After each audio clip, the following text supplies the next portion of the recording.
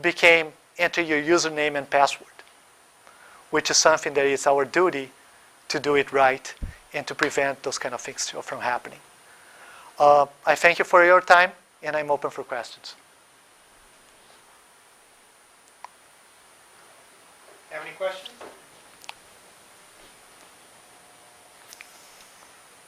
Yes? Can you turn on your mic? If you will, I see one there. Never mind. You may have to repeat the question once you said it. What is the recent clickjacking attack about? Clickjacking is about having an overlay over a web page.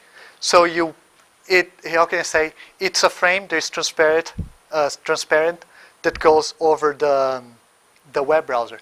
So you would think that you're clicking in some part of the page, but actually you're clicking in this frame, which is in front of the page. And then you could, go to other websites or do things that you didn't intend to do otherwise. So is that the vulnerability of the browser? So the question was, what's clickjacking and whether it's a vulnerability of the browser. It's an interesting question because the people who found about clickjacking, Orsnake, he actually felt it was a vulnerability of the browser. But when that was reported to Adobe, which was the makers of Flash, they felt that it was a vulnerability in their code and they had to fix it, because you shouldn't have a Flash applet that goes in front of the browser and that is transparent. So that's debatable. I'm more leaning towards it's a vulnerability in the browser.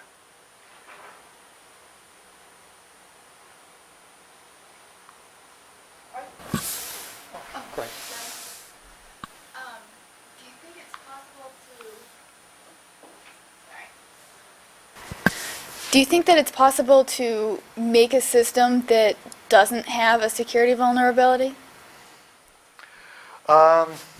This morning I was reading a quote from Professor Spaff, and he was saying that a secure system is the one that is buried, I can't remember how many feet underground, and it's in a safe and then so forth. I agree with that. Basically, the way we build systems these days is based on technology. The underlying technology is already flawed, right? So for example, if you add two numbers in a computer, two positive numbers may lead to a negative number, right? We try to simulate math, which is infinite, with finite data. So it's just looking at that, it makes really, really hard to make a system without flaws. So what I believe is you cannot make a system that is completely secure, but you can raise the bar, just like the bank.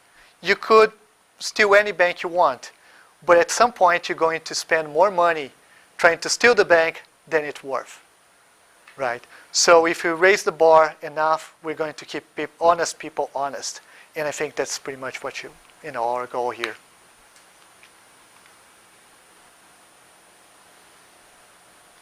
Yeah, I have a question. Some of these SQL injection attacks, what that really is a problem of, you have a bad API and a good API.